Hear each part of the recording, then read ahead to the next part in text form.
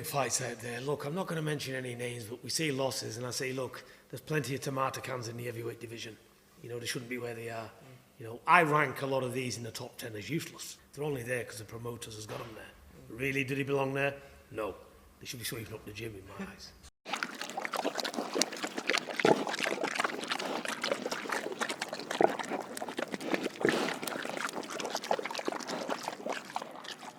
So that's why Johnny Fisher's dad eats Chinese food, is it? Hey? He's a part-time welder, is he, as well? Hello all you hardcores out there, how are you doing? It's Russ here from Porky's Corner, the voice of hardcore boxing. You know what time it is, don't you? It's helmets of the month time.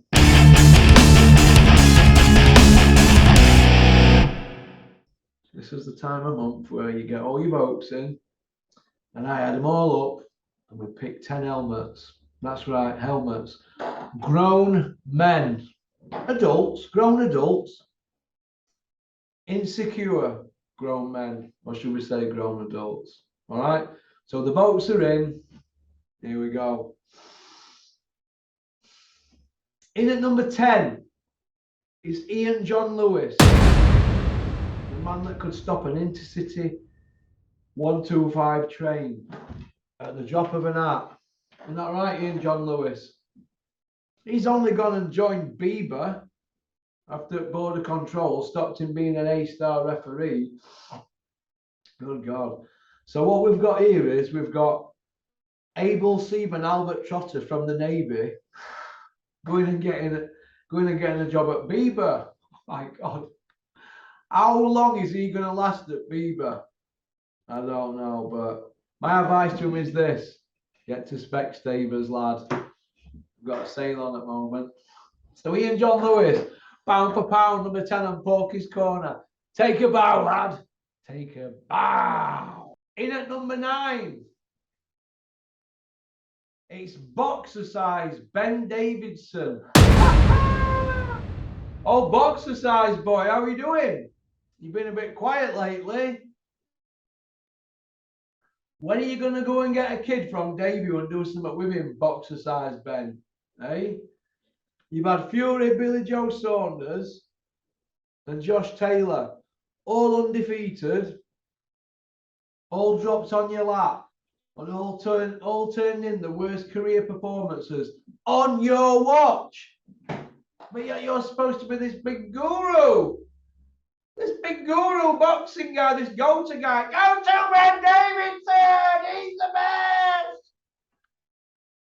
The hairy lord. We call you the hairy lord now because you need an haircut. Boxer size Ben. So Ben Davidson, number 9 on Porky's Corner. Take a bow, lad. Take a bow. In at number 8, it's Big Ron Lyle. Big Ron Lyle on his interview. Dennis, what would you give yourself? Mark out of 10 for these 17 shows you've just done it last year. Ooh, I think I'll probably give it 7.5 out of 10, Russell. 7.5 out of 10? You're having a laugh, aren't you? You're having a babble. As Mickey Theo used to say, you're having a babble, Russell. Dennis, 7.5 out of 10. Flattering yourself a little bit there, mate. But there's room for improvement. So Big Ron Lyle, aka Dennis Hobson. Take a bow, Dennis. Take a bow. You're in at number 8 on Porky's Corner. Ow! In at number 7. It's the Twerkinator.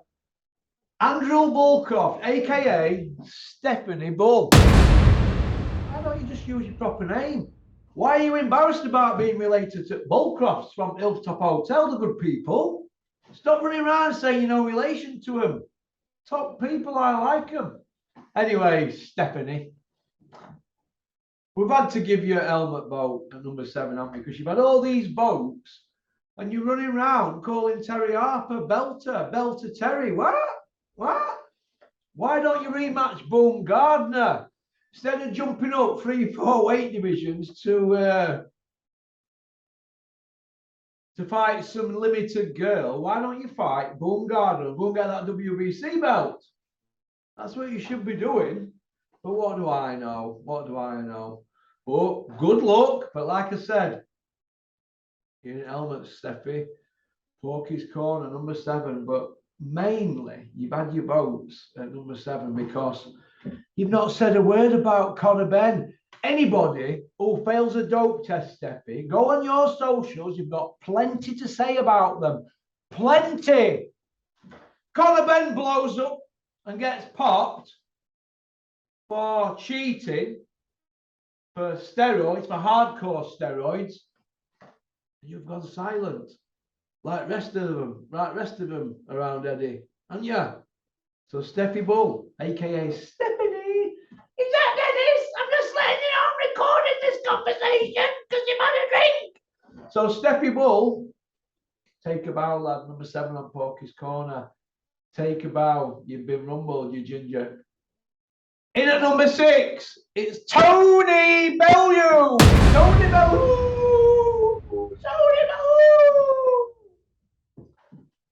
The silence from Tony is golden. This is why we've hung on for helmets. We've gone a week into October, but the silence from you, Tone, is unreal. You're not saying a word. Anybody who fails a dope test, they get the Tony Bellew treatment on social media. They want putting in stocks and stoning and horse whipping and shooting and hitting with a baseball bat. Your words, Tony, your words. It seems to be people saying to you, and this is also towards Eddie Hearn as well, that it seems to be one rule for one and one rule for another. If anybody fails a drug test for performance enhancing drugs, they've been injecting steroids, ban them for life. I don't care who it is. I've told you what to do, ban them for life. My thing would be, fail for steroids. Officially, you've took steroids, you've injected needles, ban them for life. Ban them for life. No ifs or buts. You fail for performance enhancing drugs, you're banned for life. Conor Ben fails a dope test. That's right, a dope test. You heard what Liam Smith said about him, didn't you? He says he's a cheating bastard.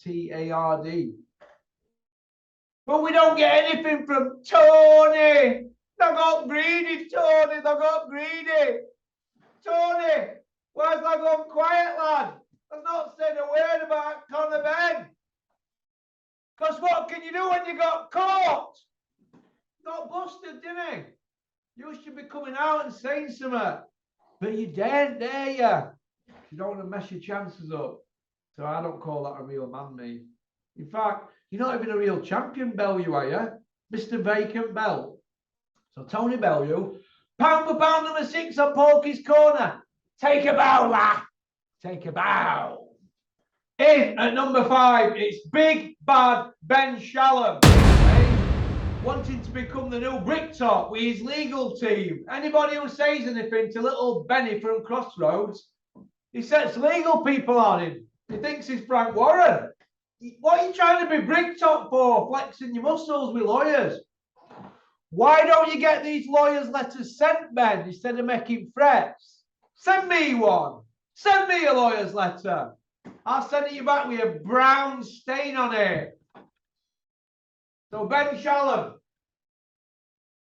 number 5 on Porky's Corner. Take a bow, lad. Take a bow.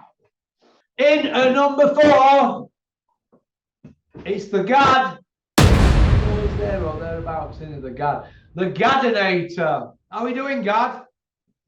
Why are you doing interviews on TalkSport going on about Conor Ben's neck tattoos? What is all that about? And that you're always there for fighters if they need to ring you. Even if it's 3 in the morning, they can just talk about anything except boxing. That's fantastic. You're like everybody's favourite uncle, aren't you? But will you be extending this these offers to fighters who are having a tough time? Will you be extending it to journeymen and novices? Right? Will you be doing that? Or is it just world champions that you want to speak to and pay-per-view stars? Because I don't know. Because I'm confused, especially with you. All right, Gad. So Gareth A. Davis, a.k.a. the Gad. Yeah, that's right. Lock up your daughters. Lock up your granddaughters. Lock them all up. Keep him away from him. Because he's a horse of a man. Hard living. Hard drinking. Party animal. the Bono of boxing. Take a bow, Gad. We couldn't do elements without your son. Take a bow. In at number 3. It's Eddie Hills, the 5-0 Iceman from Billericay. 3 by way of, and no footage. Only footage we've got is him knocking Spotty Frank about. Old Eddie, I am that man, I was the boxer. Hey, Jesus. Eddie, I think what you've done in the last 72 hours is nothing short of scandalous. Reports from journalists and outlets that we've seen today about us being in the High Court this afternoon, us considering other commissions. This is just not true. We took our time with Wasserman Boxing and we made a decision that we felt was in the best interests. Can you make comment on whether it was discussed that a different board could have been involved in order to make this fight? Yeah, it was absolutely discussed. It was looked into until even this morning between all parties. It doesn't really matter how long he's banned for. His reputation's finished in the sport. He's a great fighter, but who knows how long he's been cheating for. Should he be banned longer? Yeah. Should he be financially penalised? Absolutely. Like any crime, if there's no punishment, it's going to just encourage people to commit them. So if you're a young fighter and you're thinking about doping in the sport and you see Canelo Alvarez just get a 6-month fine with no financial penalty, I'll give it a go. I'll run the risk. I'm a Canelo and Eddie Reynoso fanboy, obviously. And I'm just in awe of Canelo Alvarez. I'm thinking, how good is this fighter? He can't be beaten. In signing up for drug testing, if when you fail, everyone just goes, "Oh, don't worry about it. Just let him fight." You know. Yeah. So the argument of, well, it's all right with UKAD is totally irrelevant. You've signed drug testing with VADA, the best testing agency, in my opinion, in the sport. You and your mate, Callum Sowland, you've known since September the 1st that Conor Benn failed a dope test for hardcore doping, right? Hardcore. We're not talking about an aspirin here. We're talking about hardcore PED bust. It's a PED bust and it's hardcore. What's going on, Eddie? Why would you want to put that fight on after everything that you've been saying in the past and, you know, about people failing dope tests and we're going to have a body on slab and all this, and then you're trying to get that fight on after knowing he failed it? I think you're probably in a lot of trouble here with this, Eddie. I do, honestly. You and Callum Sowland, both Silver Spoon boys, have known for 5 weeks that Conor Benn failed a dope test. And you've not said a word. Conor Benn's known. He's not said a word either. None of you have said a word. You thought that you could do a Dylan White, didn't you, a Rivas? You thought, well, bored a week. It hasn't worked out that way, has it? You've ended up in a big pan of soup. But it's cold, the soup as well, and it's oxtail. Oxtail makes me gip. So, Eddie, I can't believe you did that. Trying to get that fight on after he's failed the dope test, after everything that everybody's said about doping, and you had plenty to say about Jarrell Miller. You and Tony Bellew, you had plenty to say about Jean Pascal. And you said, no, we're not going to do that Pascal Boazzi fight because VADA are not involved and they're the best testing people. Well, VADA have just busted Conor Benn, so why don't you adhere to the rules, eh? Instead of trying to get that fight on because you were going to lose a few quid. Look, you've got to look at it like this, Eddie, right? Fighters are not pieces of meat, are they? It's not something that you can just play about with and say, oh, you go fight him, you go put weight on and you go lose weight. Oh, are you God? Are you God? Is that who you are, God? We have fighters have weight divisions for a reason. They're not superheroes, right? You're trying to get Conor Benn to blow up in weight, and you're dragging him down in weight, and then you're not letting him put weight on. And then you're trying to get the fight on, and knowing your man's failed for hardcore PEDs. The Dripping Tap spotted that on my channel 2 weeks ago. And I told him off for mentioning it. I said, no, allegedly. He was right. He spotted it because he's from that world. He spotted it. Old Square Jaw. We should have known Conor Benn, most improved fighter, icing people that don't get iced. Why is that? Because he had one of them special shakes with, you know, with nuts and berries and juices and strawberries blended into it. Is that what it were? No, it wasn't. What it was PEDs. And you're trying to get a show on with headline act with a guy who's failed for PEDs, and you've known 5 weeks, eh? You should be embarrassed. Why would you let all them people book all them hotels and make plans and that, knowing that your guy had failed a dope test, eh? Hey, you're an utter scumbag, Eddie. An utter scumbag. All right, you scumbag. So go on, peace out. Eddie Hearn, you know, bronze medal position on Porky's Corner. Take a bow, you scumbag. Take a bow. You've never done an hard day's work in your life. You've had everything done for you. First blip in your life was when Carl Frampton left you and you were like that. Get over yourself. Get over yourself. Everything I said about you for the last 5 years has come true. You're a shithouse. Utter shithouse. In the silver medal position, that's number 2 for those of you that twag school. On Porky's Corner, can only be one person. It's the big one. It's Tyson Fury. Most honest man in the world. Never told a lie in his life. He's retiring, he's not retiring. He'll fight for free, he wants 500 million. He's giving deadlines out, he's not giving deadlines out. He's fighting Joyce Usyk, Joshua, Charm, Del Boy. He fights basically every 11 months, doesn't he, on average? But over the last few years, but listen, just have a fight. Have a fight. We don't want to see Char. We don't want to see Del Boy talking like Scooby-Doo. Like, we don't want to see Del Boy. We don't want to see Char. He's an old man, a fat old man. We want to see Joyce Usyk or Joshua in with Tyson Fury. You know, a fight where he's going to get a sweat on. We don't want to see knockovers. Because you look at Tyson Fury's CV, he's done Wilder and he's done Vladimir. Yeah, they were long reigning champions, but he's going to need more people on that CV for me to put him in my all-time great list. Because at the moment, he's not a top 20 all-time great ever. He needs more wins. You can't just have 2 defences, one against Wilder and one against Dylan White, and then say you're a GOAT.